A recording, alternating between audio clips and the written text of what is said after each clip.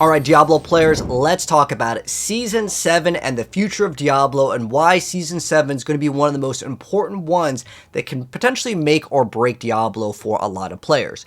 Now, I want to start off with this question because I think it's very important, which is, if there was no SpiritBorn class, alright, the seasonal mechanic is what you're seeing in the background. This is the brand new Season 6, the Realm Walker, where we have to basically follow this really slow elephant-looking thing, and then eventually we can attack him, and then we go through a portal. We get some extra bonus XP for a temporary, buff with some extra drops, right? I don't see majority of players engaging with the seasonal mechanic back to back. They're not sitting there going, oh man, I can't wait till I get the next Realm Walker because I'm going to be able to get some brand new thing that's going to make my character more powerful. At the end of the day, it's just like a small little buff of XP, and then you get some extra drops, which isn't necessarily bad, but it is not creative enough. It's not on the same level as a really good season like the vampiric season where we got these powers where we can make our character more powerful. The season itself does not give your character any more power other than it gives you some more XP and a little bit of drops. It's about as lackluster as the brand new Halloween event. So I think this question right here, again, if you guys could, please answer it. If this was the only thing, would you even play Season 6? As a Diablo content creator, I'm talking about no SpiritBorn. There's no SpiritBorn, there's no expansion. If this was the only thing that you had, would you even bother playing for as long as you did, or how do you feel about it? Because I gave them feedback of saying I just didn't like the Realm Walker event. The rewards weren't really worth it. It was way too slow. I would rather go play the pit because I can make my character more powerful by upgrading my glyphs, or I can get the opals, to actually maybe gambit and get something good. But in here, it just doesn't feel like there's that much brain activity. Again, going back to something that I think is good, is making my character feel more powerful. And this doesn't really let me tinker around with anything. It's just like, go here, and it just feels way too slow. And I think that one thing that I think really needs to be demonstrated over here is I just went to Reddit and just typed in Realm Walker. No cherry picking at all, just looking at the top post. Realm Walker event is so slow and boring. Realm Walker event rewards are awful. So we gotta talk about how garbage the season mechanic, Realm Walker and opals are. It's just not engaging at all. Again, it doesn't make your character more powerful. There's nothing to kind of tweak in your character. Just decide, do I want to get this? Do I want to get overpower? What do I want to do for my build? That is what the vampiric season did, and I think this was a great idea. Heck, the Seneschal, the little pet in Season 3, that was a big step up compared to what we have right now. Again, this is something I really want to stress. On top of that, we also have a lot of people kind of complaining. This is actually in my most recent video talking about the Halloween event. The only event I'm waiting for is PoE 2 release. Man, the season is actual garbage. Butch should have had it bumped dead. But basically, the people are not excited about the brand new Halloween event. And coming off after that, and on top of learning about the SpiritBorn getting some Omega nerfs in the potential next season, it's basically the future, but I'm sure it'll be eventually, where we get very upset again about Blizzard nerfing our fun. This is Rax's video, another awesome Diablo partner, and he's saying that the events need to completely change, and I would absolutely agree. You can go to lots of other Diablo content creators channel. Here's DMs talking about the Halloween event is poorly received. And yeah, it is, because I got excited. I was thinking that we were gonna get some cool event, and all it is you log in, you get the reward, and okay, I'll log in tomorrow and claim the other reward. The event is literally log in, log out, grab the free cosmetic. But it is so bad. In fact, this one over here 9 hours ago has the most upvotes on the Diablo 4 Reddit section, talking about how the event is garbage. It is so bad because it doesn't really change anything. The Mother's Blessing has existed a long time ago. We've had that several times. It's basically that it said, well, Halloween's coming up. Halloween event. What's the Halloween event? Oh, the Burning Butcher that's already available in the Infernal Horde. He spawns sometimes and they can one-shot him. And what do they get? 2 random legendaries and 2 forgotten souls. Sounds great. I just don't get who is designing these rewards does not play action RPGs. And it makes me so sad as a Diablo partner because I want this game to be successful. But when you have people in there that are working on the rewards that decide this is what the community gets for our event, I don't even want to play the event for the sake of the event. I'm playing Diablo 4 because I enjoy playing Diablo in general, but to make players that are more casual to get excited about just 2 random legendaries, that's not very exciting. If they were at least greater affixed or ancestral legendaries guaranteed that dropped every single time, sure, you could say this is a step in the right direction, because just like lots of you guys, the aspects are impossible to get. I've probably put 200 plus hours at this point. my aspects are not maxed out. If this was a previous season, my aspects would be all the way up. So they really need to determine what they want to do with the aspects, which is actually something pretty big. But again, people don't like the Realm Walker event, and that's the seasonal mechanic. Season 7 has to be huge, and I'm going to explain why this is very important and critical for Diablo's longevity as a games as a service. We have two very major titles coming around the corner, and that is Path of Exile 2, which, by the way, I just want to also let you guys know that Path of Exile is getting pushed to December 6th for its early access. It was originally launching on, I believe, the 15th, so it's getting pushed back a little bit. Kind of sucks, but at the end of the day, these dates are important. So that's December 6th. The launch of the next season is January 21st for Diablo. Now, there's another game that I think has a lot of potential. This is Titan Quest 2. This game will also be another action RPG, and Titan Quest has a history. It's a pretty good game. If you guys haven't played Titan Quest, I could recommend it if you don't mind like older games. I mean, it's pretty old, but if you like action RPGs, hey, you could easily recommend this. And I think Titan Quest 2 actually looks pretty good. If you were to tell me that that is a Diablo expansion for like the gameplay that I saw for Titan Quest 2, the animations are a little bit rough, but remember, the game's technically not out yet, but the visuals look just on par with Diablo. These are two games which easily have the potential, as long as the game actually is good, it will have the potential to be on the top level of action RPGs, because we get so many other action RPGs once in a while, and like they just don't have a chance simply. Like, as much as I love Last Epoch, in my personal opinion, is not going to be on the same level of Path of Exile or Diablo. It's just not there yet. Maybe Last Epoch 2 can come out and that can make some waves, and I think that, you know, Last Epoch is a great game, but it's not on the same level of these two, and I hope Last Epoch can make a huge turnaround, but we're here to talk about why it's important, because again, those two games are coming out. We don't have a release date, by the way, for Titan Quest 2. I know it's coming out soon, because they've been actually pumping out so many ads. Now, I don't know if this means a December release, early access, or what, but they probably just don't want to like release it too early or announce something. But nonetheless, it's coming out soon. And I was going back to some of the stuff that I had from previously when David Kim was working on the game. What you guys are seeing here is the original item progression. Now, even though right now we have mythic items, they've changed them to purple, but it doesn't really matter. The thing that was really important in this note over here with the original design of Diablo 4, which is to have some set items. I don't know if set items could come out in a season. My honest guess is this is going to be the next expansion. So in expansion 2 for Diablo, which I don't know when the release date is, hopefully it will be next year, but I'm really looking forward to getting some set items. But if they release it early, I'm not going to complain at all. In fact, this is the old version of the game. Again, this is when David Kim was working on the game, and the original vision was to have these condition and effect runes. And guess what we got? We got condition and effect runes. Literally, it's the same thing. So this original design is probably just going to be held off until either a certain season or, fingers crossed, it comes out earlier, but it's probably going to be the expansion. And I think that more likely we'll get an expansion again, and hopefully we'll get a new class. It's going to be exciting, but that's probably not coming out in Season 7. But the date that we need to take note over here is January 21st, which again, this is after Path of Exile 2's early access, which I think a lot of people are very hyped up about. And with some games, you don't really get a second chance. And this is one big thing that I want to drive home with Diablo as far as seasons go. We all know SpiritBorn is so like crazy overpowered compared to a lot of the other classes. We can easily see that, like, you know, a 150 compared to like even a 120 or like a 108. This is massive amounts of big DPS. It's a huge difference in terms of the power that one class has. So there was a original post by Rod Ferguson, which he's a pretty important person in Diablo. He's the GM of all things of Diablo at Blizzard, but he posted this poll a while ago. And he was talking about a non-binding poll. He's just being curious. Should we keep the SpiritBorn as strong as they are, or should we fix it? So the reason why I put it in air quotation, what they mean by fix is a just massive nerf. It is crazy how much this class will get nerfed if they fix it.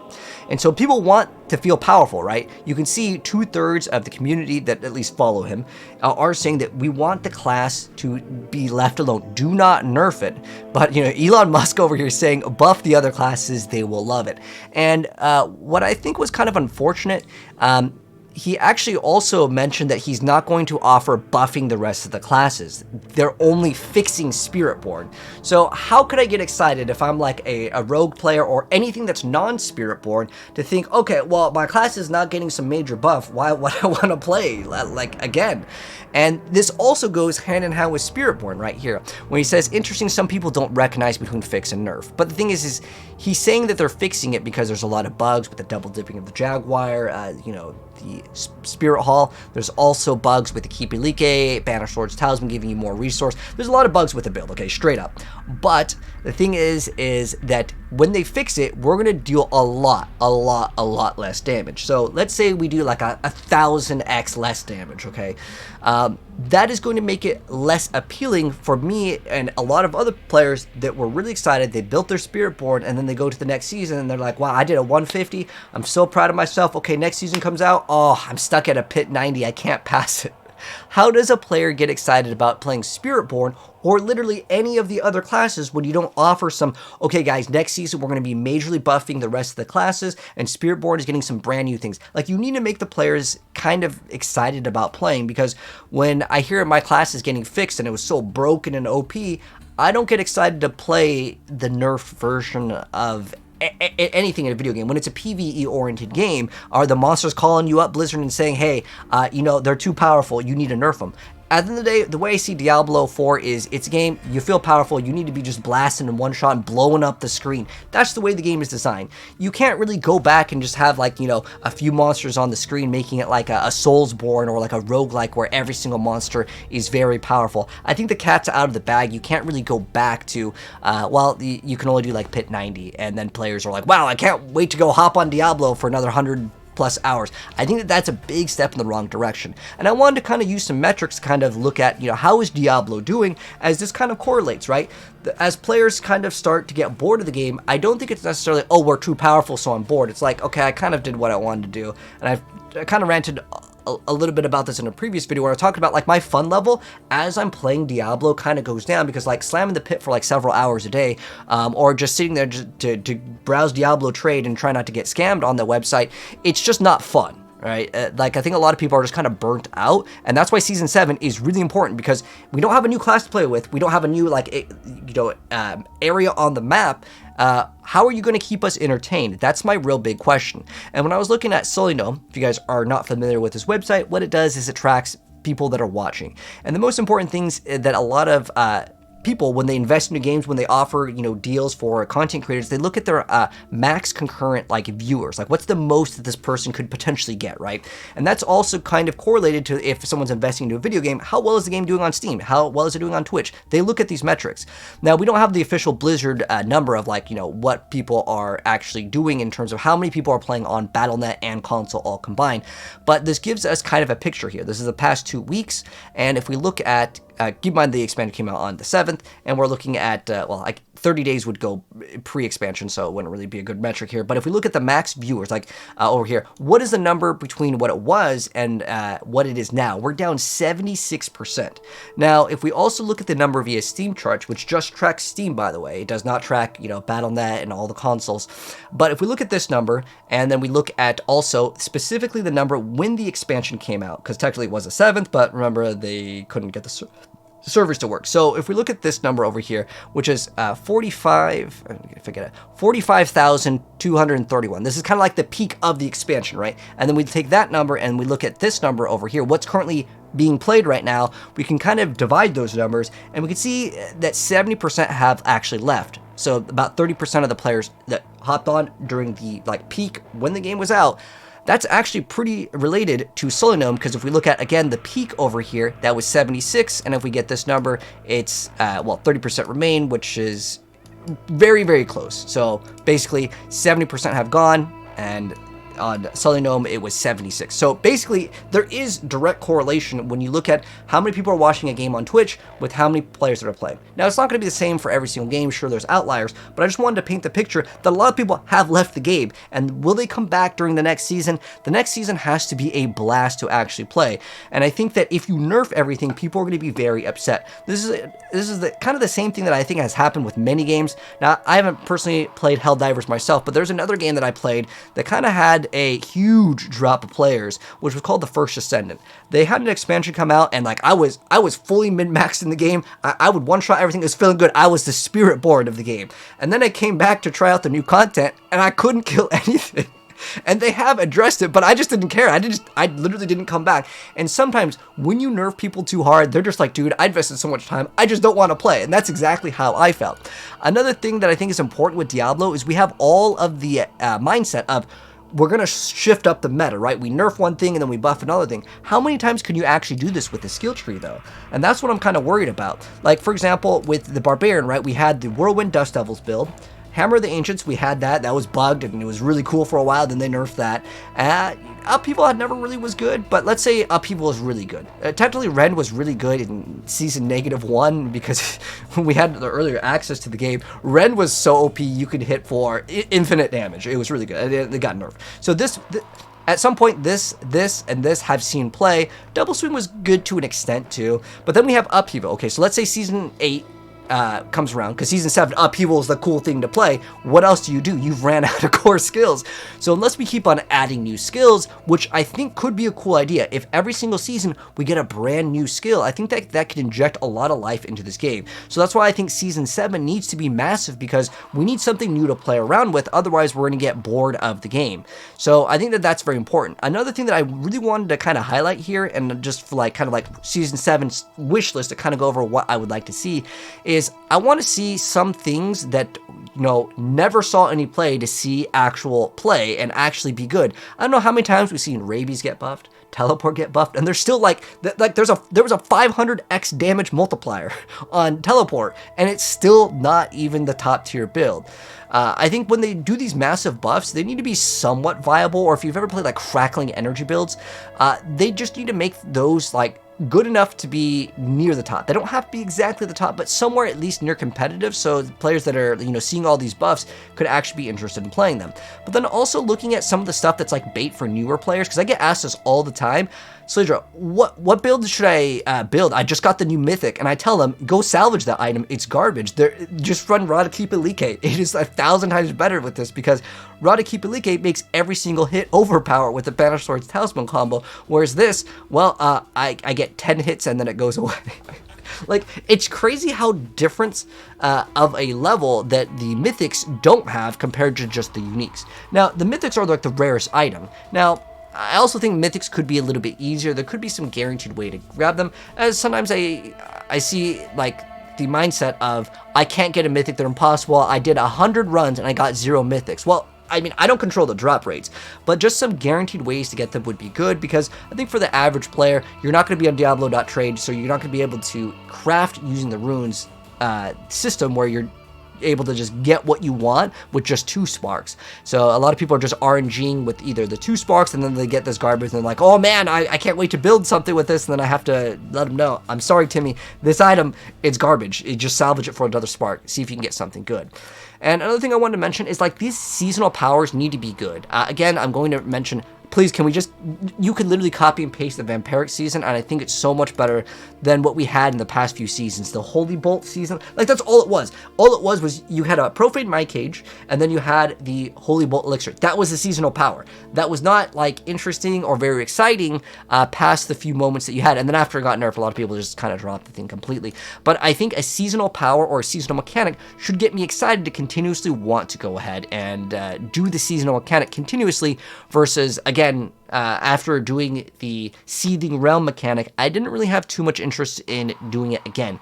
It was basically like a copy-pasted Nightmare Dungeon. That's how it felt like, at least to me. I'm curious to know how you guys felt about it, but what else would you guys like to see? But I really feel like Season 7 needs to be a very big season for Diablo, because we have other games coming around, and again, I just don't get excited about hearing that, oh, we're not buffing the other classes, we're just nerfing SpiritBorn.